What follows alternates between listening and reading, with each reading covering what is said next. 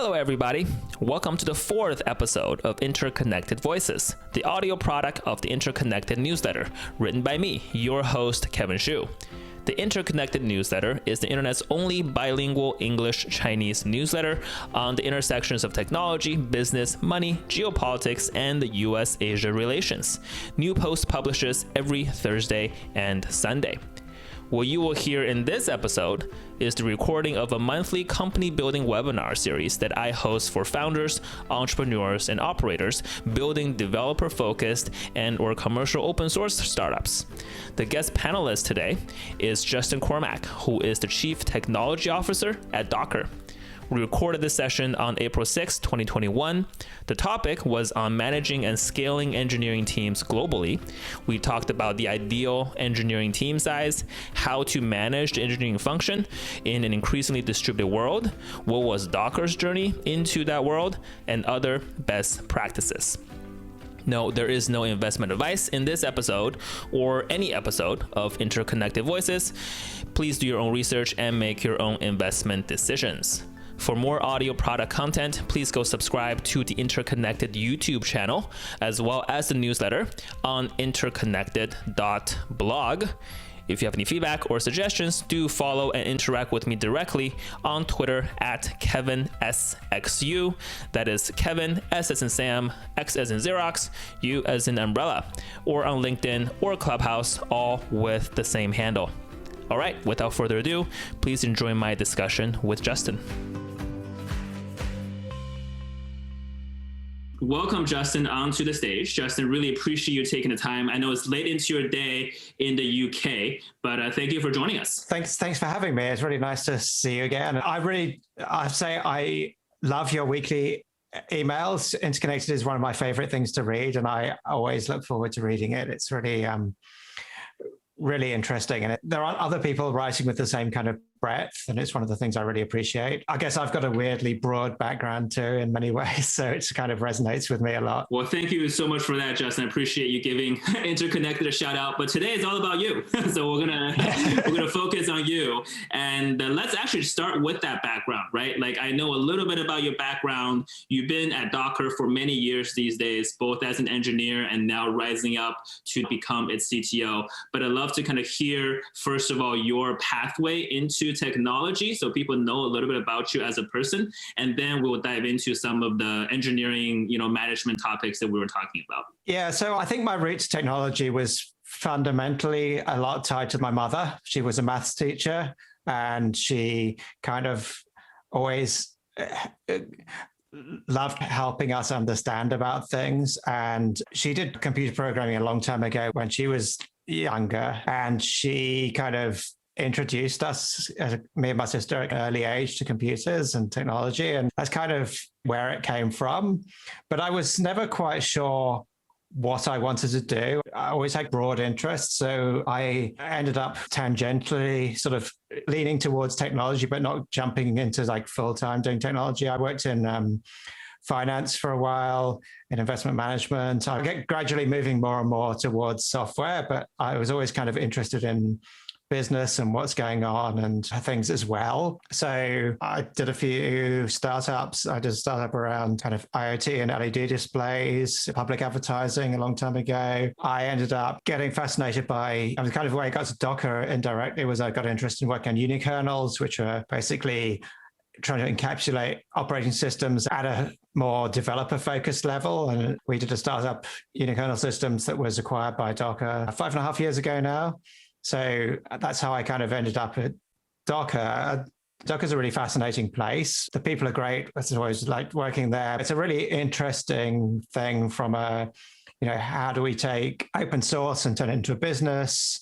How do we take something that's got mass adoption and has created a whole market and turn it into a business which everyone else also wants part of or wants all of as well? And it's been a really interesting kind of journey through that. So I started off working as an engineer based in Cambridge, UK, which we'll talk about the international things a little bit later on. But basically, I worked on Docker Desktop. That was our first project we did, which was great fun. And we shipped that and it became really successful. And I kind of evolved through lots of different roles in Docker, working across a lot of different parts of the business. As you mentioned in the intro, I worked in security for a while. Security was always something I'd kind of worked on the edge of again, but hadn't really jumped fully in. And it was really interesting to work on that, mainly focused on product security, but really running all of the security at Docker. And then Docker restructured at the end of 2019. We sold off the enterprise Kubernetes business really to Mirantis and focused really on the roots of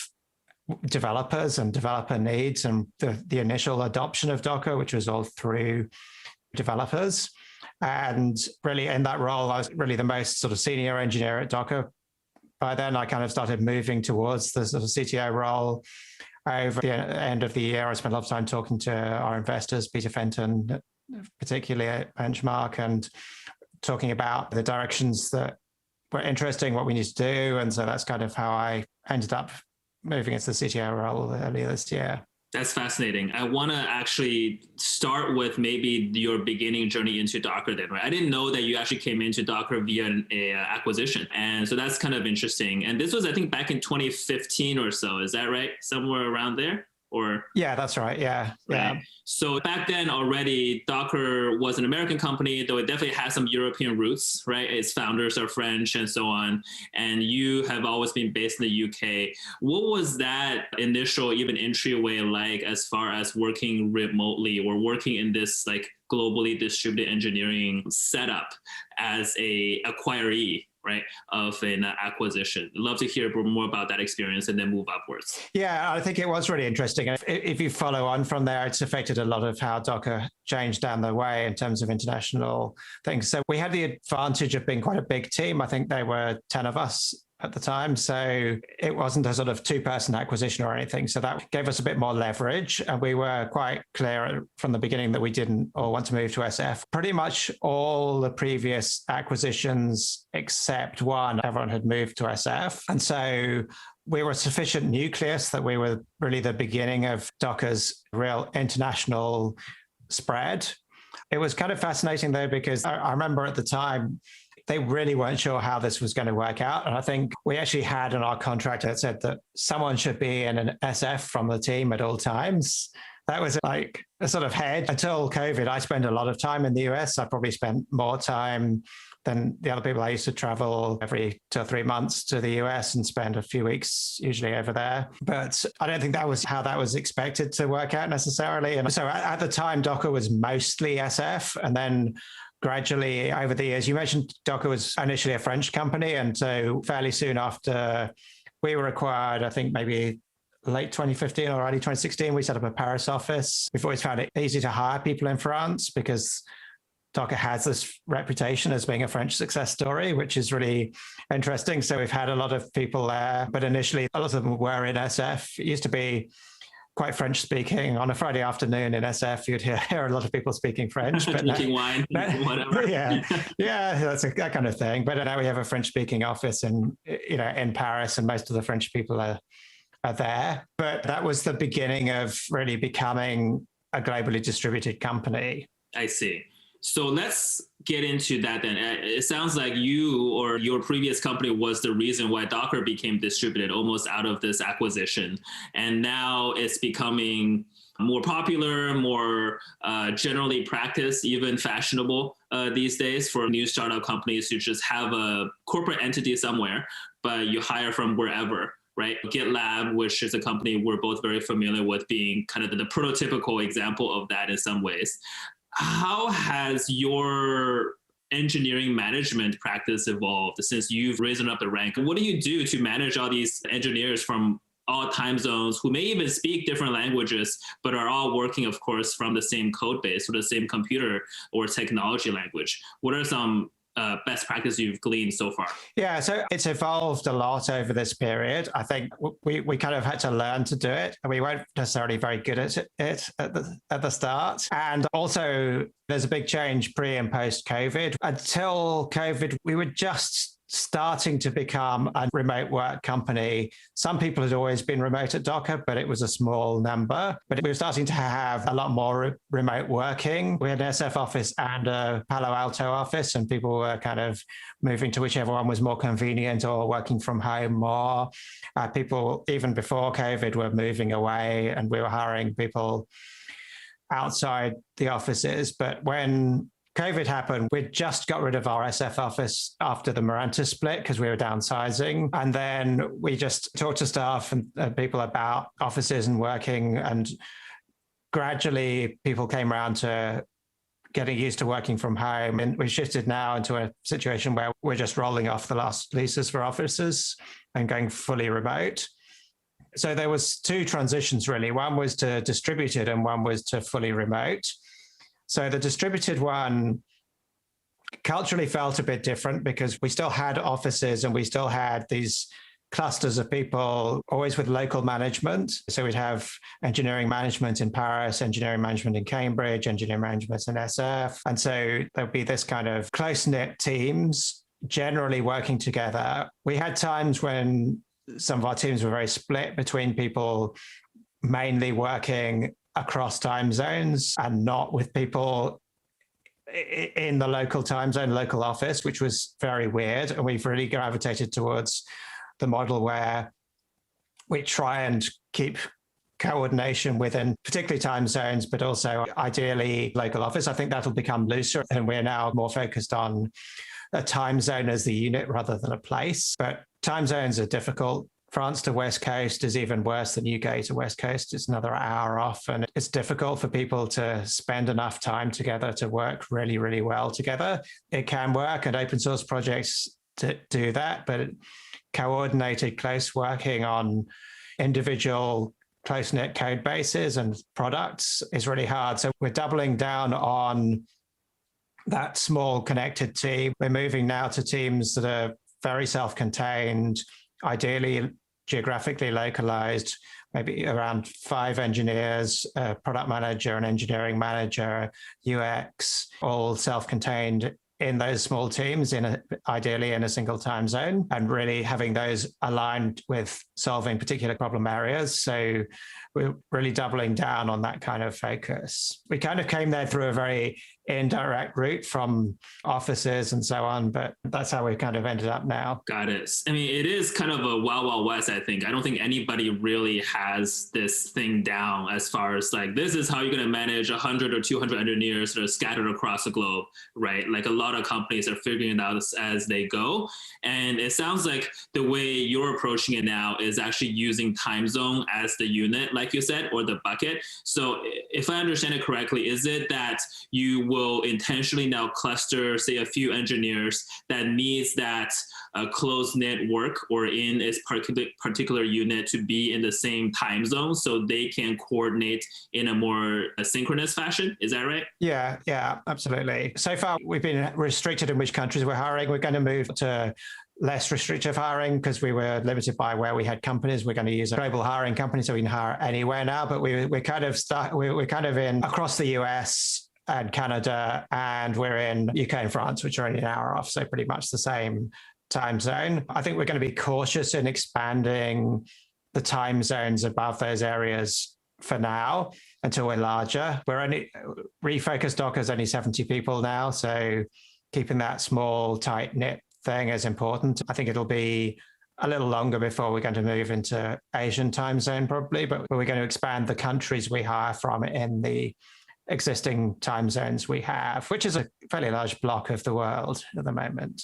Totally. So to get really technical right now, based on your experience so far, organizing, I would just call them like engineering pods or small engineering teams along the same time zone, how many engineers have you discovered is the ideal size for a pod like this to work on something together, where synchronous work, again, is a preferred way to approach it? Yeah, so we're around 5 engineers plus the engineering manager, product manager, UX. So right. Plus or minus, that kind of sizing seems to be what works best. We've had larger and smaller teams before. But that seems to be kind of optimal where we're trying to aim at the moment and see how that goes. But we're really trying to get the focus where the team has all the resourcing it needs. We've had central functions for design before, but we've had bottlenecks with central functions, and we'd like to really get every team having their resources ideally locally. Gotcha. Makes sense. And what's your opinion now on sort of this balance between synchronous work and asynchronous work? And these are sort of terms that get thrown around a lot, right? Engineering practices, especially in open source companies. And for those of you who aren't too familiar with the jargon of it all, but if you do any programming, you will know, right? Like asynchronous just means somebody does it somewhere and then it can wait and somebody else can pick it up somewhere else. And you can kind of do this without really coordination at the same time. While synchronous is the opposite, where you do want to talk through certain things and work on something together at the same time to get better results. What's your thought on the balance between these two approaches in terms of growing an engineering practice that serves the rest of the company well? Yeah, it's difficult because there's a lot of different kinds of forms of communication, and the traditional open source model of, well, you mostly communicate through issues and pull requests, and it's very async, and perhaps some meetings to sort of set direction, but not very often. It tends to be very different from the product-led thing or the pair programming and sprints and stand-up meetings and that kind of close-knit communication. So I think there's different kinds of communication and model, and they work also for different things at different stages. We're an interesting company in that we have a lot of different kinds of work we're doing and software we're working on. We have open source work that's in the community and fits more with that model and is very async. And then we're running SaaS services where people are on call, which is a different sort of communication as well. And then we have shipped products like Docker Desktop. So we're kind of unusual in the variety of things we do as a company. Makes it more interesting, but also I think makes our communication structures a little bit different. But I think also getting people better at writing things down is incredibly valuable, whatever you're doing.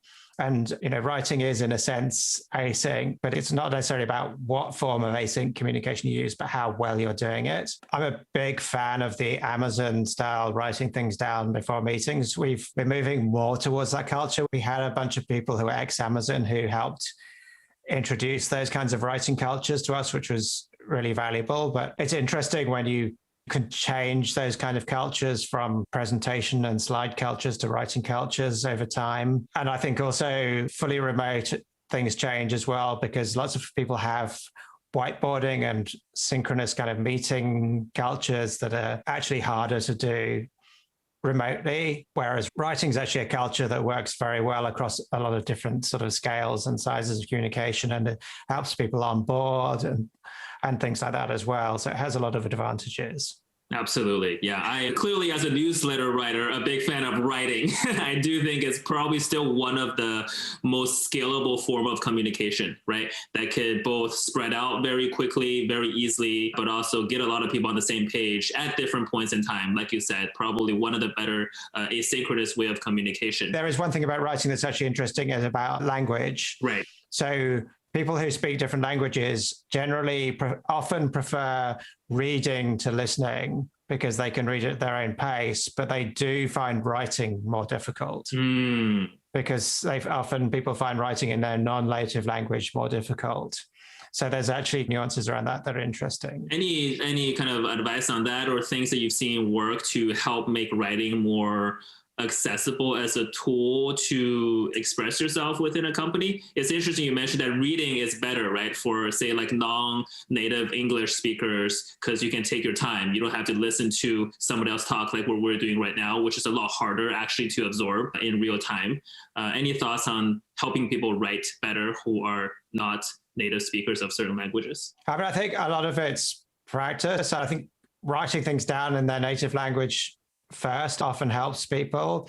I actually had an interesting conversation with someone at Amazon about this, and Amazon does not have an only English policy with their writing policy. You can write in any language, but that has problems potentially too, but it's an interesting slant on it, but that can divide people by language. That's another thing that I've come across with open source projects is sometimes they're divided by language. I remember the first time I was an early user of OpenResty, which is a Lua plugin for Nginx, and that was originally in Chinese. And I used to read the mailing list in Google Translate at the time. It was interesting because it gradually transitioned to more English, and the author moved to America. But there were communities then that were kind of divided by language. And we're still seeing some of the cloud native projects a little divided by time zone and language. And these things are just difficult. Mm-hmm. Totally.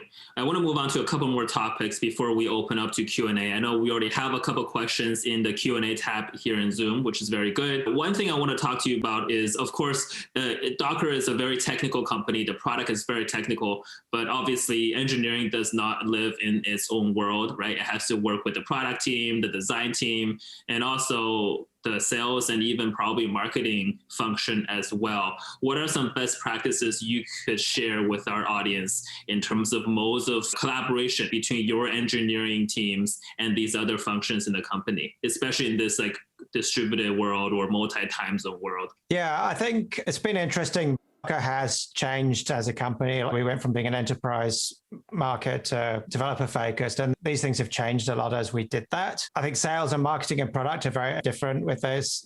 So marketing, we've had this amazing community that's built up really earlier with Docker, and marketing has been around growing that community and building events like DockerCon that are amazing. And we had 20,000 signups just when we opened the registrations for DockerCon this year, just last week, and just in the first few days. And we had 80,000 people last year at DockerCon. These are events that people really value. And a lot of our marketing is about nurturing those communities that we've built up around the product. But the engineers love to get involved in that because the people really love communicating with the engineers and spending time with them because they're the people who make it, building these tools that they love. And that's always been sort of fallen out quite naturally in terms of that kind of interaction with community and marketing. Sales has changed kind of more in a way because we had a full large enterprise sales force when we were in the enterprise Kubernetes and runtime business. And that was very much me going to meetings and talking to banks about security and things like that, and shipping relatively slow moving enterprise products the enterprise sales process that often engineers feel quite detached from that. It's more difficult to involve them with that. And it's just engineers don't like enterprise sales because they don't like being sold to like that themselves most of the time. And so you get a bit of pushback. Whereas now we have a tiny sales team and we're mainly kind of bottom-up SaaS. So we're re-exploring what sales is like for a bottom-up developer-focused company. So it's a totally different relationship we have with sales now. These things are kind of really interesting changes. And I think if companies are trying to go into the sort of on-prem enterprise market, there was a massive disconnect with Docker because the grassroots adoption of Docker was people who were moving to cloud early, and we were trying to sell product to people who were trying to do on-prem and moving to cloud late. It was a kind of mismatch that in the end, I think we're in a great situation now where we're really just engineers are trying to sell to people like themselves. We're building products for our peers, and developer tooling companies have this amazing thing where you are building things for yourself and you can say, these people are like me. They're not necessarily exactly like me. They might be less advanced in this journey, but there's much more empathy with them, and that makes it easier. I think from the product point of view, that also helps. I think that, yes, our products are technical, and Docker's original thing was to take something that was deeply technical and obscure, Linux namespaces and containers, and turn them into something that everyone could use. But the users of Docker have changed such a lot in the 5 years I've been at Docker. I remember maybe it was after about the first year or so having a conversation with someone who said, the users now, they don't understand how to use SSH anymore. And now we're way on from that. Docker is something that we have over 10 million people using Docker. It's all sorts of developers at all sorts of levels of experience and technical knowledge, and most of them don't understand the inner workings of how it is, but it's just magic for them. And that's very different from people who would open pull requests to fix an issue with Linux namespaces 5 years ago as well.